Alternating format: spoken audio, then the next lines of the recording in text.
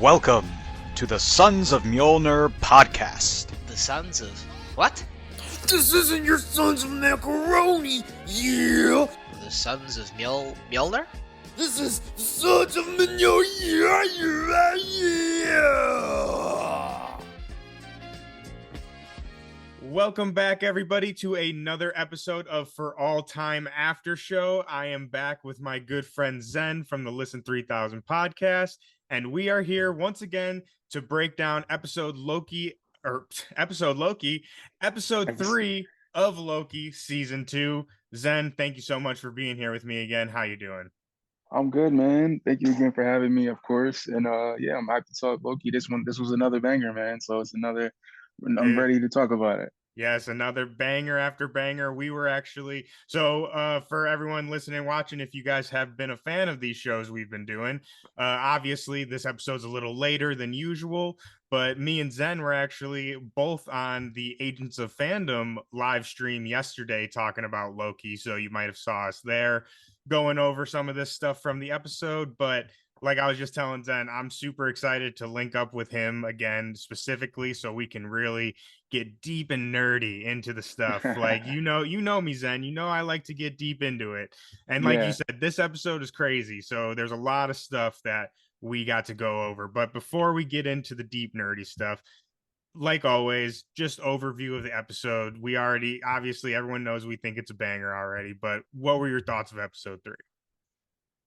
Oh man, this was one I feel like I've been waiting on this one since the show started. Like we found out where Ravona's at, and that was a cliffhanger from the first season. So we finally got that in episode 3. We got introduced to Victor Timely in episode 3. We got a lot more of Miss Menace in episode 3. So it was a lot of stuff that we've been waiting on, and then they definitely took some twists and turns later in the episode, and I'm excited to get into it, man. It was a really good one this time.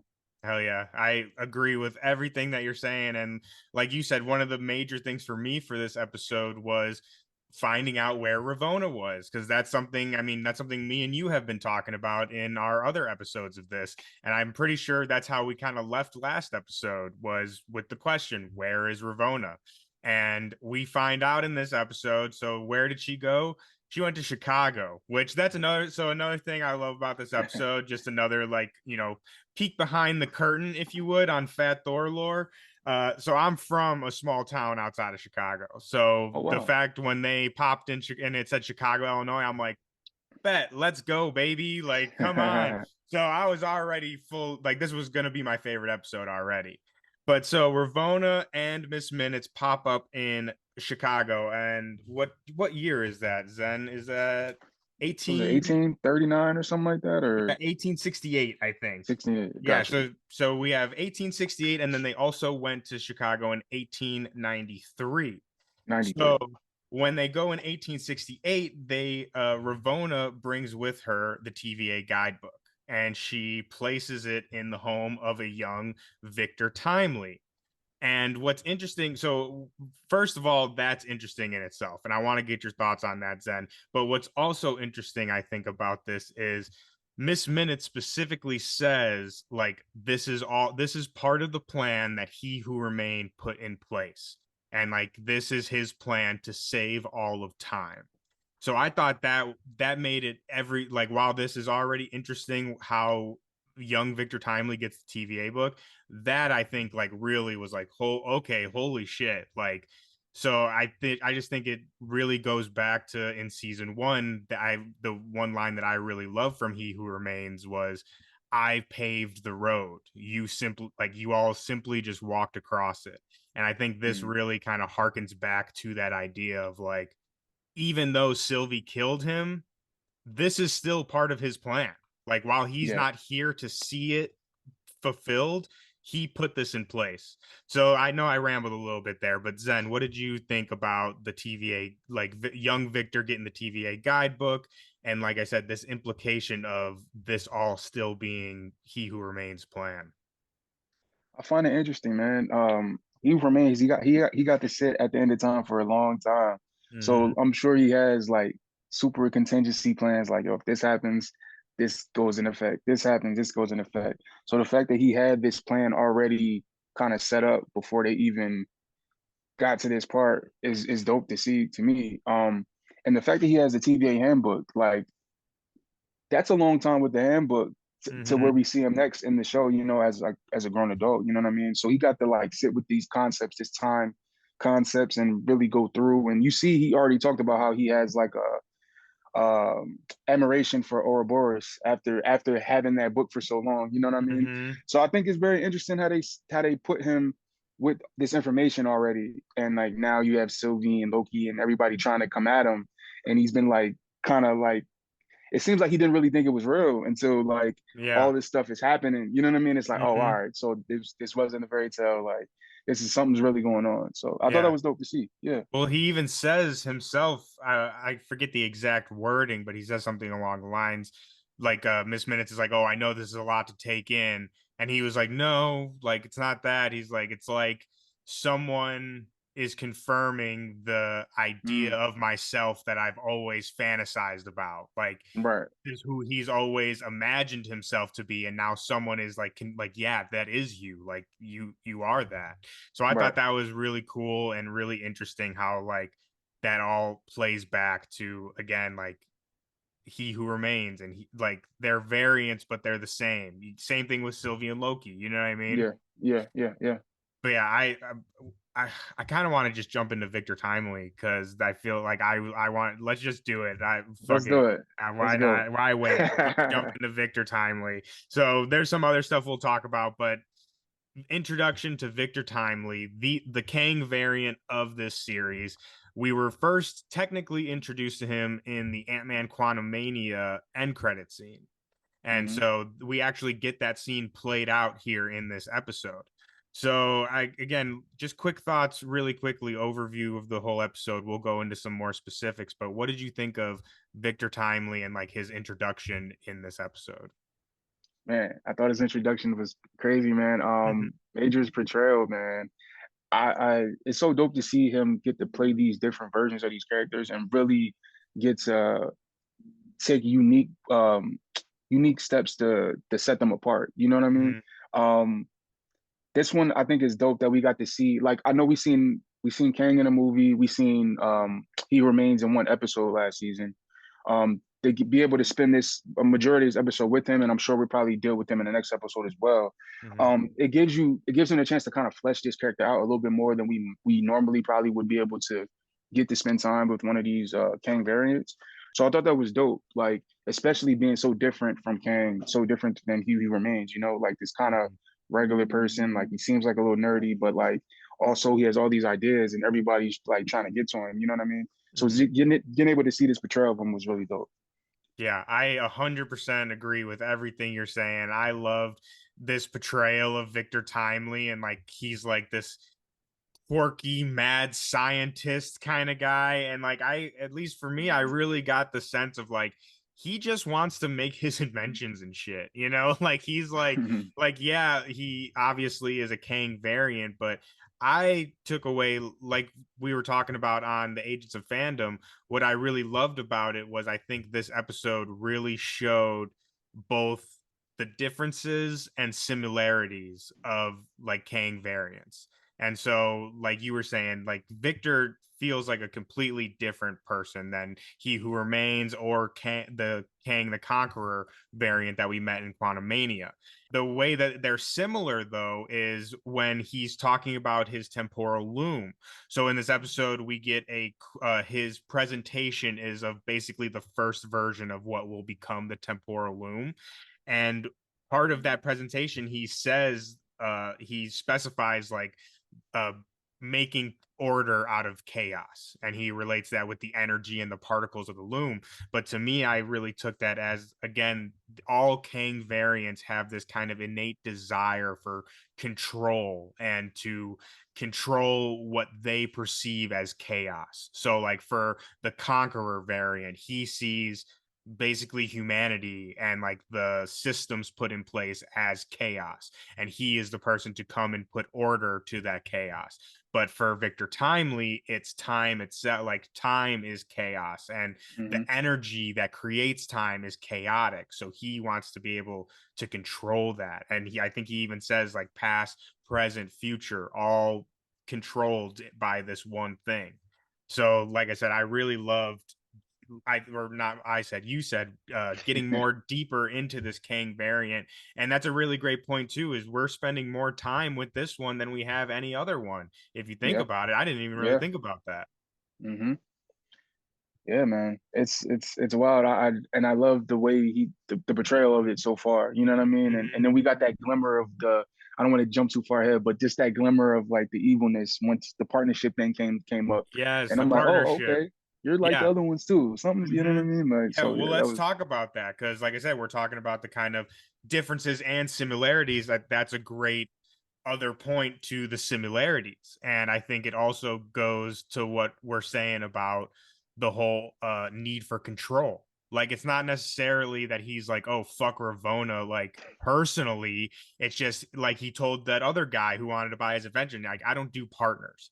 yeah, And to me, I took that as like, because he needs that control. Like, he does, right. when he's at the end of time, there's no one sitting with he who remains. It's Yeah. he who remains, He one person. remains, yeah. Exactly. So to me, like with the whole, when he threw Ravonna off board, that was more like, oh, partners. Nah, I don't know about that. Like I said, I didn't think it was like personal though. I wasn't expecting him to cut her off so quick. I was Yeah. expecting it to happen a little later. Like, all right, he was like, okay, just kind of internalize that, and Mm-hmm. then like later in the episode, him do something crazy. Like, but that was pretty quick. Like, it was Yeah. literally like once she said that, I was like, oh, okay. And then you see Miss Minute start like, oh, she Oh, start plotting, and it was she like, was all for it. She was like, yeah, yes. She probably was like, hey, throw throw her off her. there. Yeah, that was But that crazy. kind of, we're kind of jumping all over, but that's fine. That's completely fine. Let's get into kind of Ravonna, Miss Minutes, and the Victor Timely love triangle we got going on. Because so we talked about this a little bit yesterday too, but something I wanted to get a little bit more into is, so I want to get your thoughts on this. So this is how I read it, and I could be completely off. So obviously we talked about on our previous episode, Kang and Ravonna, that is like cosmic soulmates, like Right. in the comics, that's their Yeah. backstory. Yeah. And so they obviously have a thing going there. But for me, how I read this was Kang, Victor Timely is interested in Ravonna for sure. Like he's like, oh, Yeah. like, Yeah. I Yeah. like her. But to me, I did not get that from Ravonna. From me, I felt like Ravonna was more, I admire this man, and I had like he like or he who remains, I admire him, and I need the TVA to be back to where it is so I can take control over the TVA. Like to me, her motives felt a little bit more business, like it's hmm like to the mission. But I mean, with Yeah. definite sparks of little like, oh, okay, Yeah, this it was guy's definitely there whatever. was some sparks There there, are sparks flying. I a won't little say there are no sparks. Sparks for bit. sure. But yeah, so how did you read that? Were you picking up the more romantic stuff on Ravonna that maybe I missed? No, I agree with you on the sparks part of it. I think it was a little bit more on his side, Mhm. especially after seeing everything that's been going on. That little moment they had on the boat, Mhm. definitely was something until the Oh yeah. partnership comes out. But Yeah. it definitely was Yeah. something up until that point. Mhm. And you definitely could tell by Miss Minutes how she was reacting to that exchange as well. Like she was like, "Oh Yeah, no, you didn't do this. I did this." You know what I mean? I thought that was dope. dude. Honestly, though, I'm gonna be keeping 100% honest. I was not expecting them to go that direction with the Miss Minutes character, her Dude, me being either. so like crazy over Yes. Kang. You know what I mean? I wasn't But expecting that at all. That I honestly loved it though. I loved it. same, Yeah. definitely. I wasn't expecting it, but I appreciated it when they went that way. You know what I mean? Hmm. Well, again, let's get right into it with Miss Minutes. The thing that I wouldn't say liked, but I guess in defense of Miss Minutes, because everyone's like, oh my God, she's so horny and blah blah blah. Which I mean, hey, that's true and that's funny as hell. But I will say, all jokes aside, though, the one thing that I thought was kind of sad, honestly, which is why I say like in defense of Miss Minutes, and I'll kind of defend her a little bit, is like she says in this episode specifically, like she's a fully conscious, sentient AI being. And, he who remains created her originally, to play chess and shit. But she was there before the multiversal war. She was there True. before the TVA. ever was created. She was with He Who Remains during the most important parts of I guess his existence, if you would, at the end, building the Citadel, Yeah. so again, the multiversal war, that even makes me think, was it He Who Remains who even made her? Maybe it was a different Kang variant. Like she was, because if she was there before the multiversal war, that means that the Council of Kangs were still intact. So Right. maybe it was just like the council's AI chess buddy, and He Who Remains was like, hey, you could be smarter than just playing some chess. You get what I mean? You asking some questions here, man. Because I'm like, is there multiversal Miss Minutes, or is she the one that every Kang knows? Like, did she That's pop up kind of on what I'm every? thinking. Yeah, she's Right, the right, right. one Miss Minutes. So for her to like develop feelings for He Who Remains, I think is completely like makes sense. And like not only that, but I would I mean, I don't know this, but I would think that their relationship was kind of similar to like Kang and Modok in Quantum Mania, where it's Right, like she was to him, she was 100% a servant, right, but to right. her, that was like her fucking lord, like, Yeah, oh my yeah, God, like my master, my lord. So yeah, now that we have this variant that doesn't know what's going on, of her like the person to her, she's like taking that as like, oh, this is my opportunity, like I can be more of an equal to this person yeah. that I look up so much to, and like where Right, He Who Remains would never do that, I could influence this variant of him and be exactly. more equal, and like profess her feelings and stuff. Yeah. That's how I took it. Like I said, that's why I'll throw some defense to Miss Minutes a little bit. What do you think Nah, about that, Zen? nah. You're making some points. You're making some points here. Definitely, man. I definitely agree with you on a lot of that. The scene that got me, man, is when she put her face on a body, like Dude, jump when her eyes scare. start Whoa. twitching, bro. I'm like, yo, like what is Dude, going that on? Like was I didn't know they was gonna take the Pinocchio turn, but like Dude, yeah, here that we was are. terrifying. Absolutely terrifying. But that brings up a question too that I want to ask you, Zen. So I'm thinking this could be a little hint of maybe a possible change of allegiance from Miss Minutes. What do you think about that? So you're asking like as far as like her siding with the Victor Timely or With going like against him. Loki and the gang, yeah. Okay. So basically what I'm thinking is, so obviously she has these feelings for Mm-hmm. Victor Timely, He Who Right. Remains. Did not go well for her, if you will.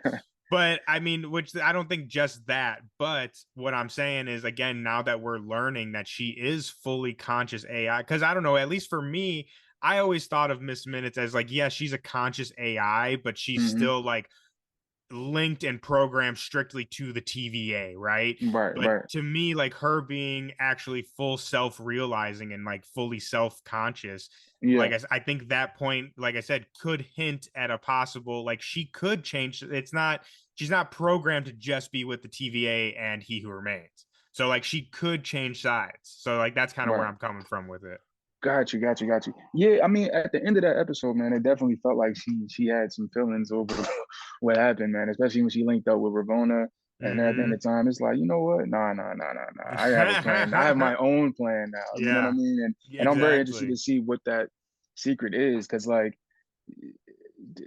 Miss Minutes upset is not a good. It's not a good thing. And plus, she Yeah, knows where all the bodies are buried. She knows all his secrets. So everything. it's like she Yes. she might be the real villain going forward. Who knows, man? But Yeah, I mean, like we were just been talking for the last like 15 minutes about, she knows everything. So, like you said, to be on her bad side is not a good thing for sure, nah, especially for He Who Remain or a Kang variant. Like that's right. not good news, because like we just talked about, if she was around for the Council of Kangs, who knows what other Kang she has relationships with, right? Like That's real. the conqueror could come back and be like, "Oh, Miss Minutes, what's up? Like what what's Yeah. going on?"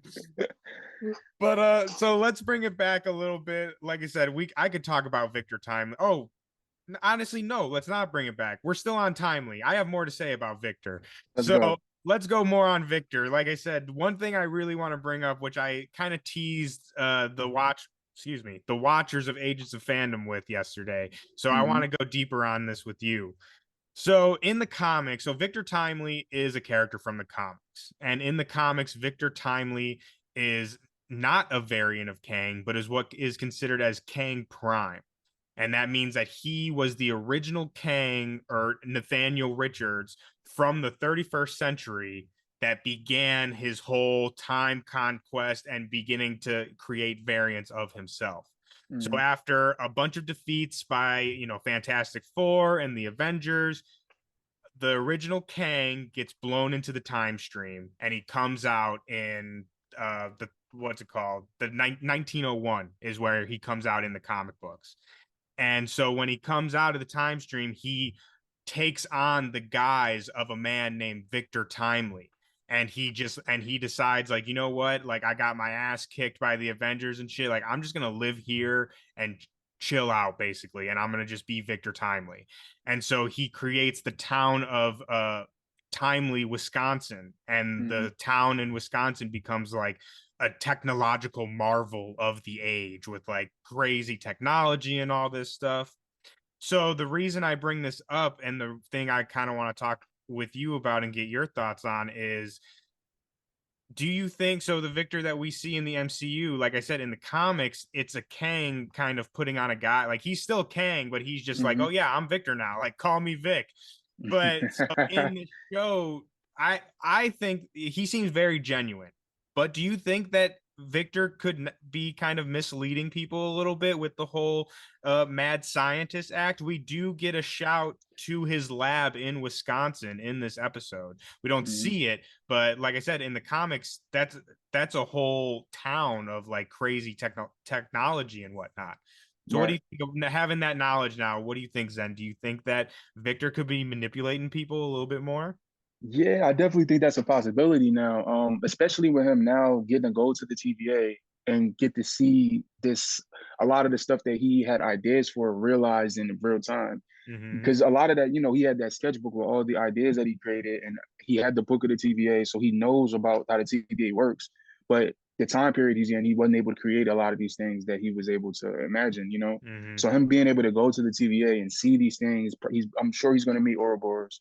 Like Mm-hmm. I feel like that might spark something in him that could go good or bad, but I have Yeah. a feeling it's going to go the opposite direction, Yeah. especially him being able to see all these things in real time. You know what I mean? I could Mm-hmm. see him taking some things and jumping out to another timeline, and then we don't see him for a while, and he pops Yeah. back up sometime later. Like, you Well, know, I'll throw this out there too, and what if that's part of his plan to get to the TVA?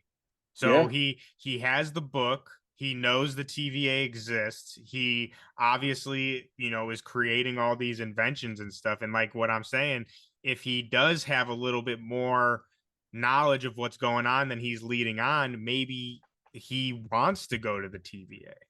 yeah, Maybe you get what I mean? Like that's kind yeah. of part of his manipulation. And that's why, I mean, again, I don't know if I necessarily believe this. I'm kind of just throwing it out there to, for Okay, people to chew on, but yeah, that could be one of the reasons why I mean, obviously he wants to just live and not die, but, for Sylvie not to kill him because, yeah, if she doesn't kill him, he can get to the TVA. And like you were saying, if he gets to the TVA, he can see all of this stuff actually realize that he can't create himself. But yeah. maybe he wants that for kind of more nefarious reasons or more reasons of like we are saying control and whatnot. Yeah, yeah, I can definitely see that, man. He's going back home in a sense. You Yeah, know he is what I kind mean? literally. Yeah, he's going Yeah, home, man. Who yeah, knows what man. he's got in the basement, right? That's right. That's right. So let's go back a little bit. We talked about Victor Timely, but so before they get into his demonstration, so he does this whole demonstration of, like we said, the kind of first prototype of the time loom. And something I want to talk about and bring up really quickly because it's something we've talked about on our previous episodes is we got another Thor shout out, another Thor reference, and that's something that me and Zen have been talking about and talking about how this could be a clue to a kind of Loki and Thor reunion. And Hmm. so in this episode, we get another Thor reference in the shape of Balder the Brave. And we get statues of Thor, Odin, and Balder. And Loki and Mobius have a real funny conversation about it. But what makes it even more interesting is, again, this goes back to what we talked about, Zen, on our last episode. So Balder the Brave, he's in a lot of comic books, not just this one, but he plays a very significant role in the Walt Simonson run, which is the run that we talked about on last episode, which introduced the Zaniac and which also introduced the TVA itself. So what makes it even more interesting, though, is that Walt Simonson, who wrote that Thor run, he also wrote a short miniseries of Balder the Brave, and it was titled Balder the Brave. And we even get Mobius calling that out by name. He references Balder the Brave in the episode. So again, I think it's too much of a coincidence now, Zen, that we've been going down last week. If we didn't get one, I could have been like, yeah, you know what? I maybe am just crazy. Like, it's just a coincidence.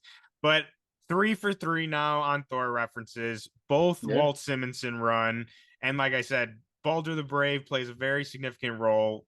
What do you think, Zen? Am I crazy, or am I vindicated with this? Nah, they're poking at something with this, man. They've been sprinkling these Easter eggs in this show. I feel like it's leading up to something. If not in this show, I'm sure we'll get that in the next Avengers film. Like, it has to happen. You know what I mean? Like, you don't bring Loki back for all this crazy stuff he's doing just to not have him and Thor link back up. I feel like it's inevitable at this point, right? 100%.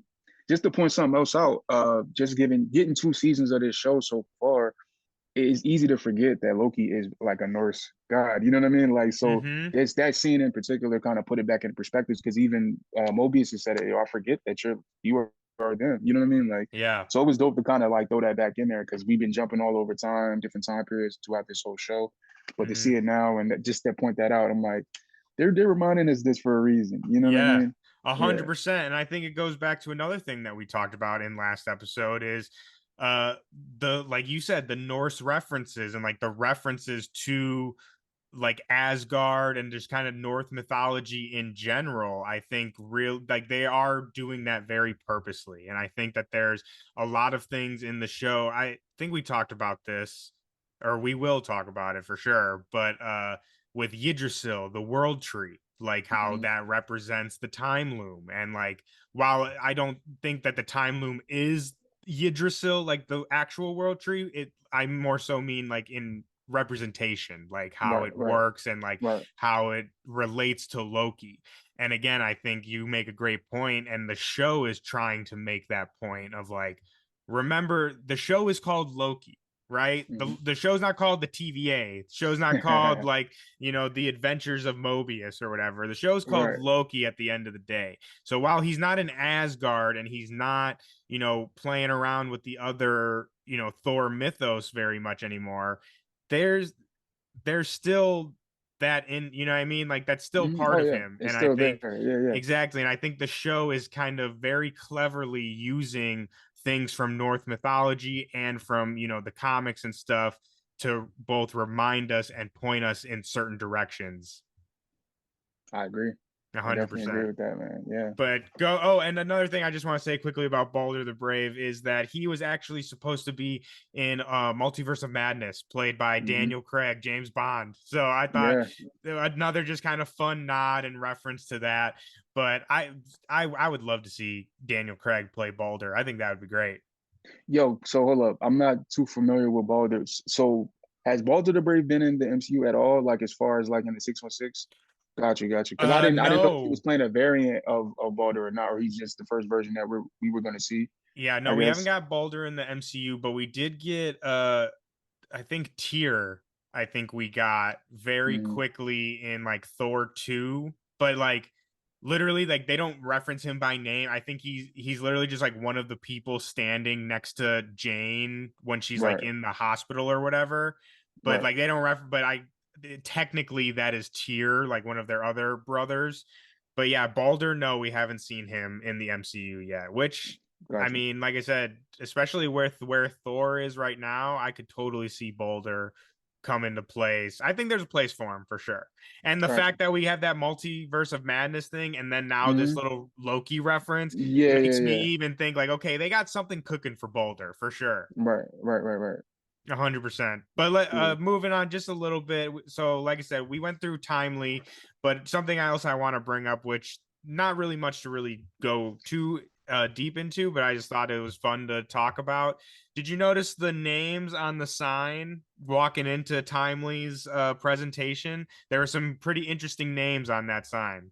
I did not, man. Let me know what was it. So we have Ferdinand Lang, which Okay. I'm guessing references to Scott Lang, like one of his ancestors or something. And then we also Okay. get a Henrietta Banner, which I thought was funny. Ah, The okay. and these aren't characters from the comics. I tried to like look up maybe they could reference someone, but I really just think that these are just fun little nods. But like I said, I wanted to bring that up because that's just I love stuff like that. That'd have been dope, man. We got to see the 1800s Avengers. It was total Literally, flip, right? right?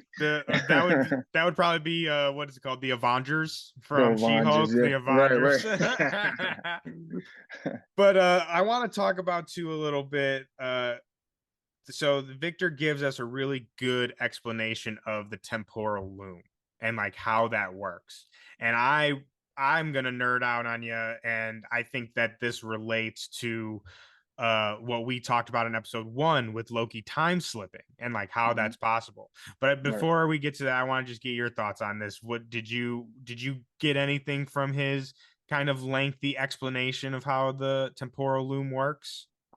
I thought it was interesting how he was like just can trying to make it palpable for like not only like the audience there, but like I guess the audience watching the show. You know what I Mm-hmm. mean? Because we're talking about these big different concepts. You know what I mean? Like dealing with time and trying to like I know it can get a little confusing for Mm-hmm. people, but I thought the way he broke it down and was like making the comparisons to the chaos and all these different things to try to like make it easy for people to understand dealing with the temporal loom. I thought that was dope. That stood out to me for the Mm-hmm. most part for that. But yeah.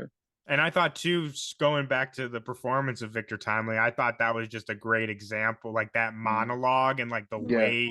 the way he performed that monologue as Yeah. Victor. I was like, okay, for sure. Like I see, like it gave me everything I needed to know about that guy with that Right. little kind of explanation. And I've seen people say that they thought it was a little bit too goofy or wacky Mm-hmm. to some of the things that he would do, but I think it makes the most sense when you think about like what his character was doing. Like you're thinking he's making his presentation, he's trying to get these people to believe what he's trying to give off. So he does kind of got to get over the top a little bit with certain things, and Mm-hmm. I think that's dope for the character. You know what I mean? Because it definitely sets him apart in other ways, but also kind of brings them together in certain ways. Because you could say He Remains was like a little bit over the top in how he would describe Mm-hmm. things and talk about stuff. So maybe that's just a part of him, his essence. You know what I Yeah, mean? a Like hundred throughout the percent. timelines. You know what I mean?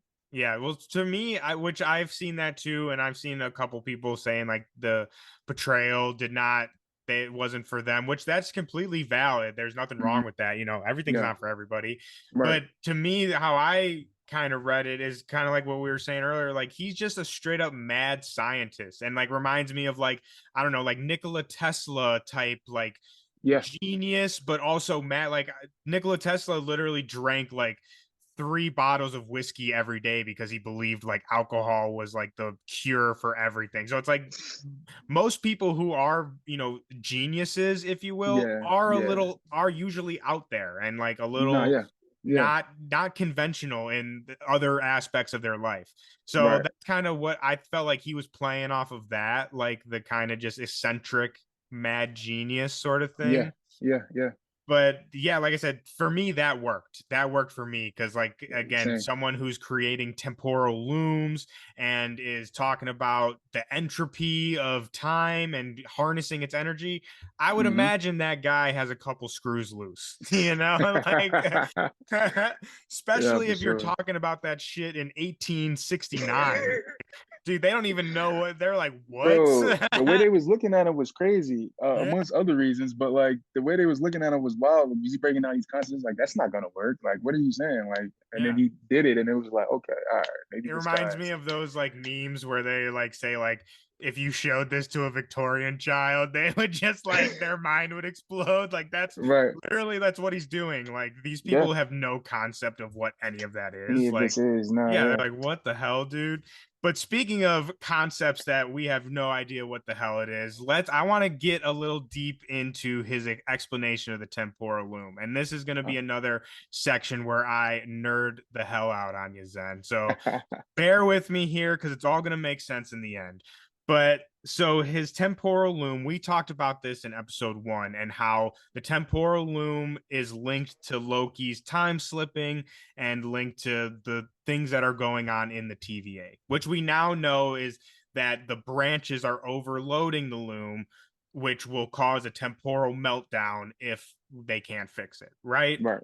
So here we get Victor's side of things and his explanation for this. And so he explains it as what the temporal loom does is that it inverts the temporal decay of the electricity flowing through it.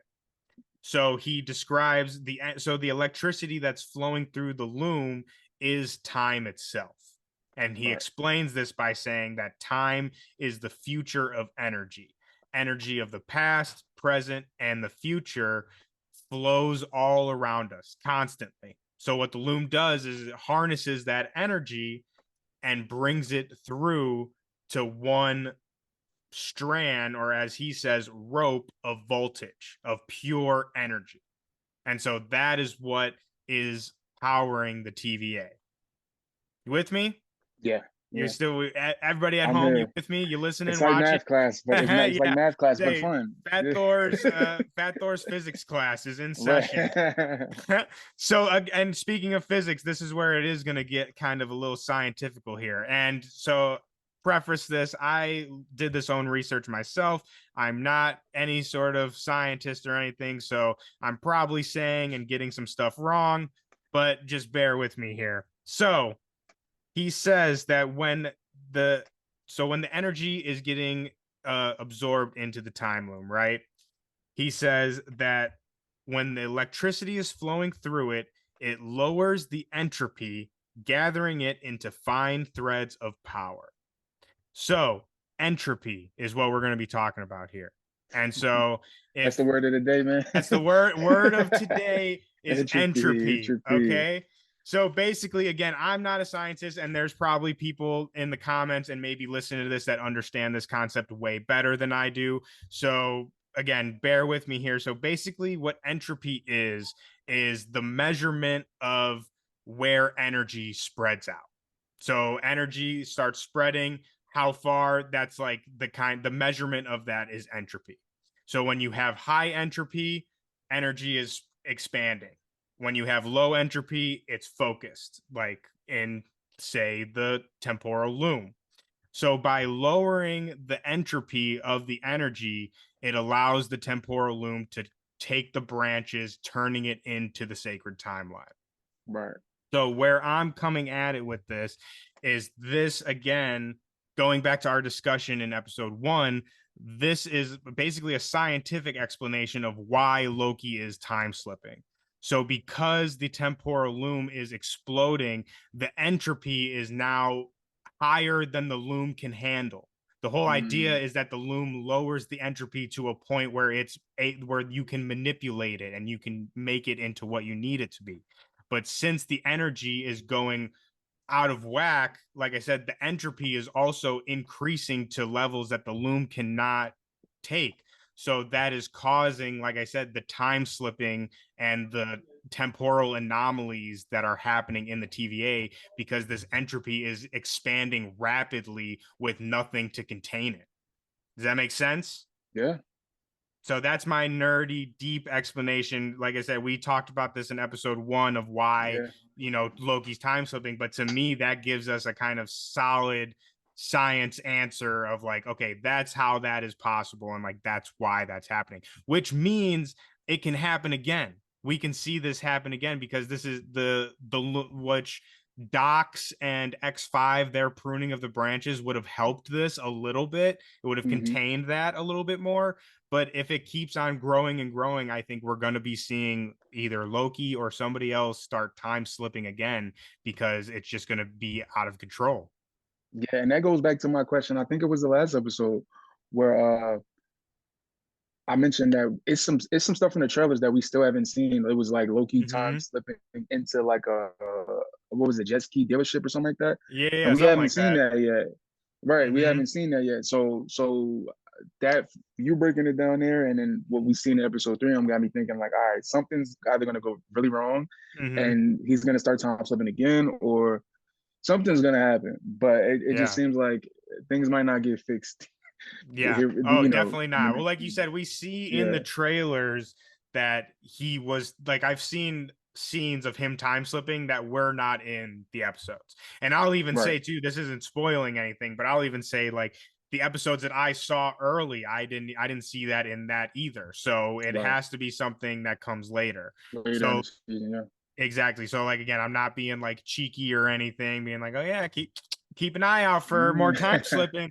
No, I'm really not. Like I said, but I do think that, like I said, we will see. I mean, we know from the trailers we'll see more time slipping, but I think we could be even seeing it from more characters. Like Yeah, imagine right now it's Loki. Imagine we get like a bunch of people in the TVA start time slipping. I don't know what the fuck's happening. Like there's, right. that would be Yeah, madness. It would it be would. like Kang says, or Victor Timely, chaos. It would be Yeah, chaos. And what does yeah, Victor do? He brings control to the chaos. right. It's all coming back, man. It It all is, comes man. back. It is, man. It So is, let's man. This move is crazy. on. So class dismissed for Fat Thor's Physics 101. Thank you for everyone. Remember your word of the day, entropy, because that will Entropy. be important coming going forward. But let's move on to Sylvie Loki, Mobius. We got the whole gang together. One thing I do want to mention, just because I thought it was funny and hilarious, I loved how Victor Timely refers to Loki as the wizard gentleman and Mobius as his butler. I thought that Yeah. was that was so funny. He was like, "Is that the wizard gentleman and his butler?" I'm like, "Oh no, yeah, that's awesome." Yo, his descriptions of things were crazy. Like even when he analyzed Miss Menace, he was like, "Is that what is the word he used? Apparition? Is that Yeah, he's is like, "Is that this your?" apparition with you or?" Yeah, it's like, yo, Hey, that's that crazy. 1800 slang is different, Yeah, man. It hits different. yeah. But I want to talk about, so we were talking about this a little bit before we started recording, but it's a lot of kind of a football game of like to get Victor Timely. And we have Mobius and Loki trying to get him while Renslayer and Miss Minutes are trying to get to him. And then Sylvie kind of comes and crashes the party. And so, one thing I really want to talk about is we get this scene of them fighting, and basically kind of harkens back to the scene from that we've mentioned plenty of times Hmm. from season one, the final of season one, where Loki kills He Who Remains. Right. And I feel like this goes back to what we've been talking about in our previous episodes. It seems like really they really want to remind us of that moment. And like Hmm. it seems like every episode we are getting a callback to that moment. And like we talked about how everything goes back to consequences. I really think that this is just yet another example of them reminding us of that decision and making us as the audience question and re-question that decision. Because I think, for a lot of people, maybe after the end of season one, they're like, oh man, Sylvie screwed up, man, Sylvie, whatever. But I Hmm. think now, maybe people are thinking that a little differently. And like maybe vice versa. Like, oh, Loki should have stopped Sylvie, or, whatever it is.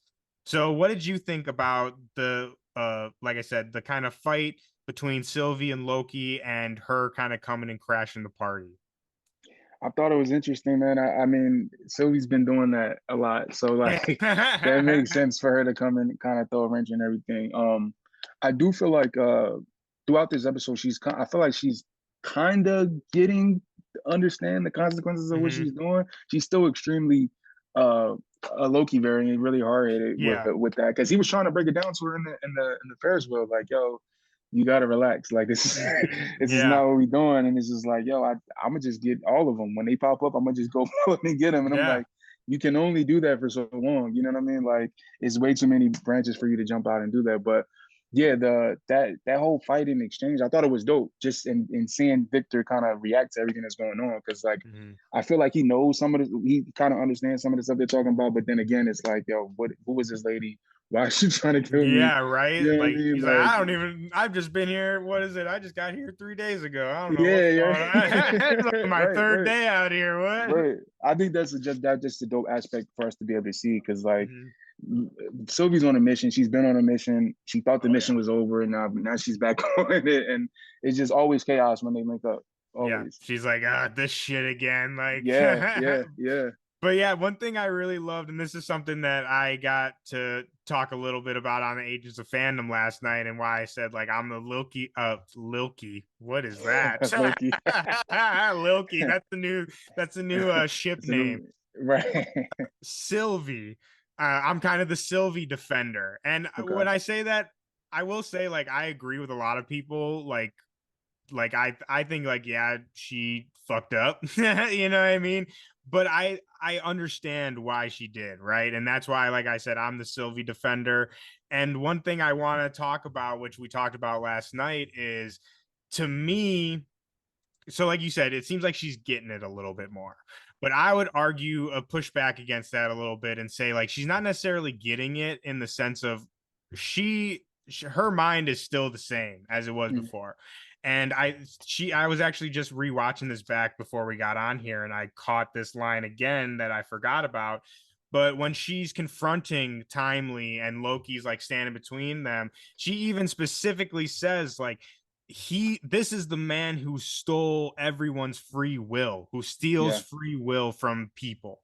And again, what we talked about on Agents of Fandom and what I kind of want to get a little deeper in on here is again, Sylvie's thing all comes back to free will. And this is something we talked about in last episode as well.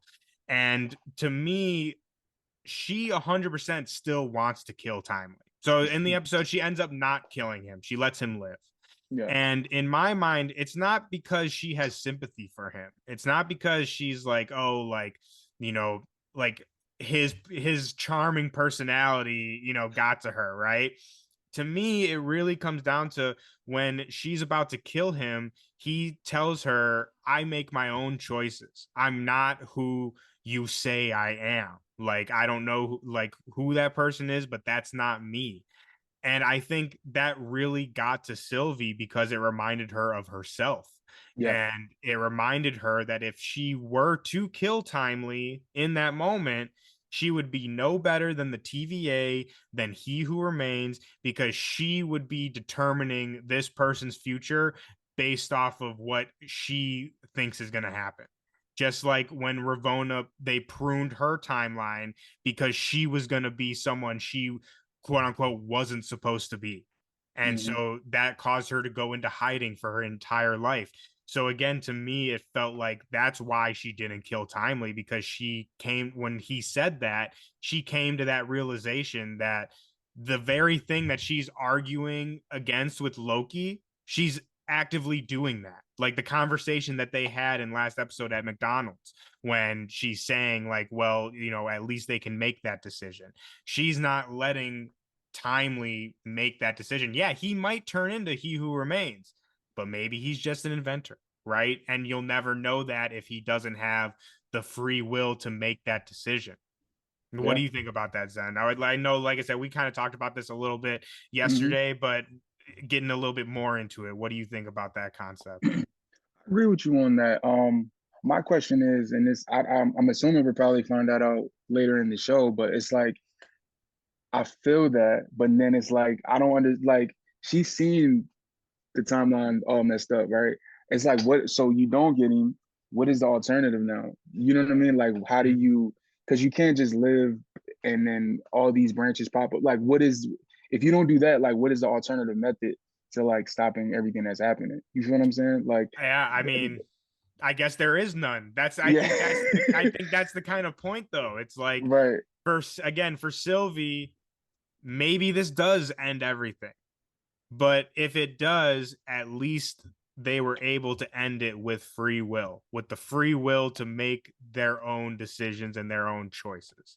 That's what I would That's say. how you interpret That- it. Okay. At least from Loki, or again, I keep doing that here. Loki, Sylvie, Loki. Sylvie Loki.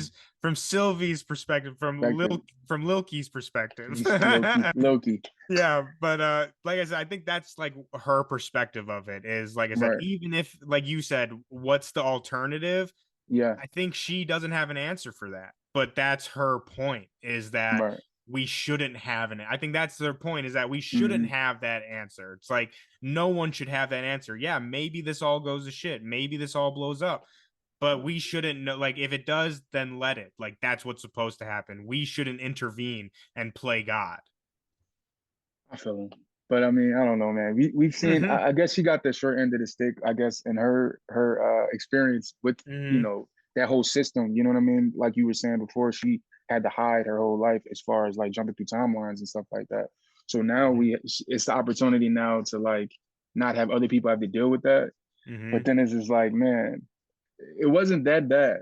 Yeah, I think you hit it on the I think you hit it on yeah. the head, though. I think it's really a systematic thing for her. Yeah. It's the Yeah. system of the TVA. Like, that is what she's ultimately against. And like I said, having one person making the All decisions those for decisions. everybody, right? Yeah. Because it is kind of crazy with the He Remains stuff. This made me think about that last episode of season 1, where he had the whole paper full of like everything that was going to be said in the conversation. Like, Yeah. you know what I mean? Like, that's when you sit back and think about that, that's crazy just to have that kind of information. You know what I mean? Yeah. Like, which that also kind of something that we mentioned a little bit, but I feel like we didn't really expand on the thought. I'm curious to know how much Sylvie knows now.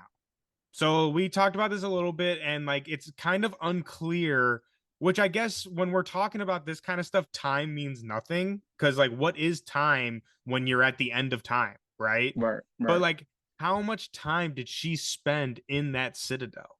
And if she was True. in the citadel, what does she, like you just said, He Who Remains had literally a script of like everything that was going to be said. Maybe she was hitting the books a little bit while she was in there. I mean, and obviously this would make things different because we're in the multiverse now. So like before that, there was no multiverse. So it would be easy. So He Who Remains was working with the sacred timeline script, right? Right. But now that the multiverse is alive, that could change like the process of information, I guess you could say. Yeah. But still, though, like I said, I think it's an interesting question to ponder of, like I said, exactly how much time did she spend in that citadel? And I think that brings us perfectly to the end of this episode, where Sylvie pushes Renslayer through a time door into the citadel, and we see the body of He Who Remains still there, like Gus Fring style, half decayed, sitting in the chair. And we kind of talked about this a little bit on Agents of Fandom, and TJ had a good kind of thing about maybe like they could be doing something at the Citadel. So what do you think, going along with, like I said, Sylvie kind of having control of the Citadel now, and now Renslayer and Miss Minutes being there? I feel like they definitely gonna get up. They're cooking something down there, man. I definitely, Miss Minutes has been there. We already know she knows her way around that area. Yeah. And now it's like, I'm sure there's so much information there for them to take and kind of use and devise a master plan of their own. So I definitely agree with that. I'm really curious how long she was down there as well, because it seemed like when we called back up with her, like she didn't want to have anything to do with anything TVA time related, Citadel, anything. But that got me thinking, like maybe she did, because she still has that. Is that a temp pad? I don't know. I personally am not calling it a temp pad because I feel like it's something different, but it works like it does similar things. So like we've seen that it can open time doors. We know that. And we also know that it can create solid like constructs. Remember when He Who Remains was giving us the history lesson of the multiverse of war? That's what he was using to show like the kind of holograms. So I'm not sure, which that's another question that I have, and again I think is something interesting to ponder, is exactly what is that?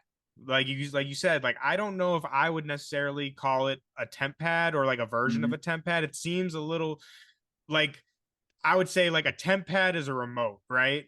Right. And that's the universal remote. Like that's like Exactly. the one that controls everything. So I'm curious to know like what else that can do. And again, going back to Sylvie and the Citadel, we see that she took that with her. Yeah.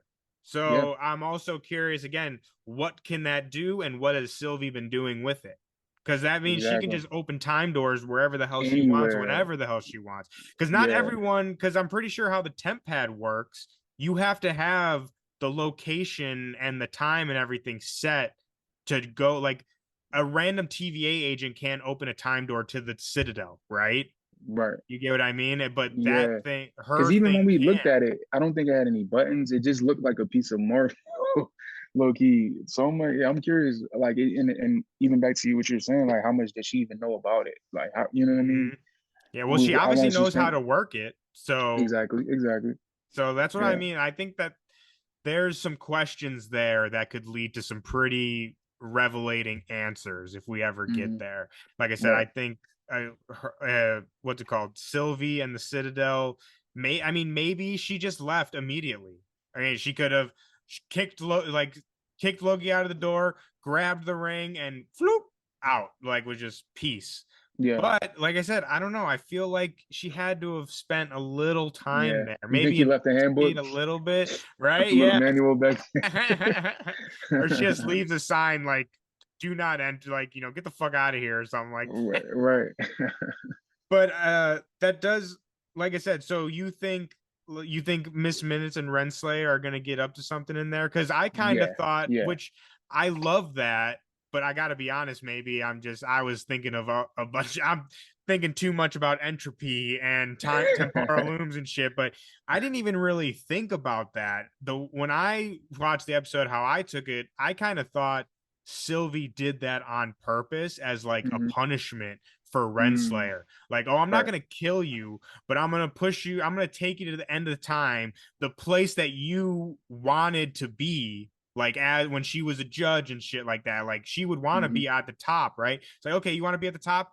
Go ahead, go be at the top with your decaying time lord that you love so much. The person that you look up to and that you're doing all of this for. Yeah, remember him? I killed him, and now go look at his body and just chill Yeah. there, like sit in timeout for a little bit. Is kind of how I took it. What do you Right. think? I think that's Sylvie's perspective. I think she thinks that is that, but Mhm. once Miss Minutes popped up, I feel like all bets are off. Like Yeah, which anything I can happen agree. now. I agree Yeah, anything can 100%. happen. I think it was Adam last night who made the Hmm. point of like, yeah, she fucked up when she let Miss Minutes in there, and I Hmm. 100%. I don't think she thought about that really, Yeah, because yeah. yeah, she like we going back to our previous point earlier in this episode. Miss Minutes has been around before, probably since the Council of Kangs. So And I got a she, feeling that a lot of the other characters don't really know how deep Miss Minutes is into all of this. I feel like some yes, like they all haven't spent that much time with her throughout the mm-hmm, show so far, but I feel like she's into some stuff that nobody knows yet. So I feel like that's a big mm-hmm. mistake letting her. Yeah, 100%. Like I said, she definitely fucked up by letting Miss Minutes in that Citadel because, like you said, she knows where all the bodies are buried. Who knows what? We've only been in one room or maybe two rooms of the Citadel, like so far. Hmm. So who And knows it's an what else elevator is in there. Who there? knows where it's an elevator in there. True. Yes, I You didn't know think about that. How many what floors are I on that? How many No, floors that's does that right. elevator go? Yeah. See, you're cooking here, Zen. You're cooking. Hey Like I man, we said, just seen what's the it? office. That was it. We only Yeah, seen the office. we saw the waiting room in the The waiting office. room That in the office. That's it. literally. Ooh, I'm excited. This got me even Mhm. more excited now. But I mean, as far as this episode goes, I think we went through everything. There's so much more. I mean, I could keep you here all day and we could talk about temporal looms and Ouroboros and all that. But I mean, a no end credit scene for this week. Once again, Mhm. they're leaving us hanging, which I kind of like, honestly. I'm down for no end credits at least until the finale. The finale, I Yeah. gotta have Yeah, an we end need some at credit. the finale for Yeah, sure, for we sure. need something. We need something. But besides that, though, as far as episode 3 goes, Zen, do you got anything else? Maybe something that we missed, something that you wanted to talk more about? Oh no, man, we pretty much hit everything on the head, man. I thought this was a dope entry into the show so far. We learning more, but also leaving us with more questions. That's kind of been how this been going, even since season Mhm. one. Like you'll learn something, more questions for the next episode. So I'm just excited to see where this all goes, man. Honestly, because they took some twists and turns this episode that I wasn't expecting, and I know we Mhm. probably have more of that coming. So yeah, man, episode 3. Oh yeah, episode 3, baby. Yeah, I loved it. Like we said, this was my favorite of the ones so far. I cannot wait to see where all of this goes and to see if maybe some of these threads pick up because I feel like there's so many things going on. We could not get answers to a lot of these things, but Mm-hmm. not in a bad way, like not in a way of like being disappointed. I think that there's a lot of very interesting threads opened up that we can explore in like more season, and other projects and stuff like that. Right. So I'm really excited to see like what they tie up, what they leave open for, Mm-hmm. what's coming next. But man, Right. I can't wait. I can't wait. But before we get out of here, Zen, once again, for the people out there, give them your socials, where they can find you. I know we've done this twice already, so they should Yeah. know by now. But in case they didn't get the message the first 2 times, say it again for them, my friend. Yes, sir. Once again, before I get into that, man, thank you again for having me, man. This has been a pleasure being able to link with you every Loki episode and get to chop it up about it, man. So I thank you again. You can follow me if you want at Army Zen, Zenn, on all social media platforms, and make sure to check out Listen 3000, which is the podcast I host with Caesar. It's part of the Agents of Fandom Network, man. We drop on YouTube, Spotify, Apple Music, all of that, man. If you want to check out the podcast, just look up Listen 3000 on anything, and we're there. So check us out. Absolutely. And Zen, my friend, you are welcome here anytime. Thank you so much for doing these with me. And I mean, we're Of course. talking like we're not doing this again. We still got more episodes, dude. Yes, we do. We're halfway, baby. We got Yeah, 3 man. to go. So for me and Zen and for all you guys listening and watching out there, we will be back with more for all time after show. I almost forgot the name of our own damn show. But like I said, Zen, thank you so much for doing these with me. This is so fun. I'm Of hoping course. that even when Loki ends, we'll be doing some more collaborations because Yeah, this man. has just been so much fun. But like I said, as far as episode 3, though, that's all we really have for you. If you liked our discussion, you like this video, consider giving us a like and subscribe. Go check out Listen 3000. Like Zen Yes, said, you can yes. find them on YouTube, Spotify, all the podcast platforms. They have a great show. His co-host Caesar is awesome. I tune into their show. You should too. It's really a good time.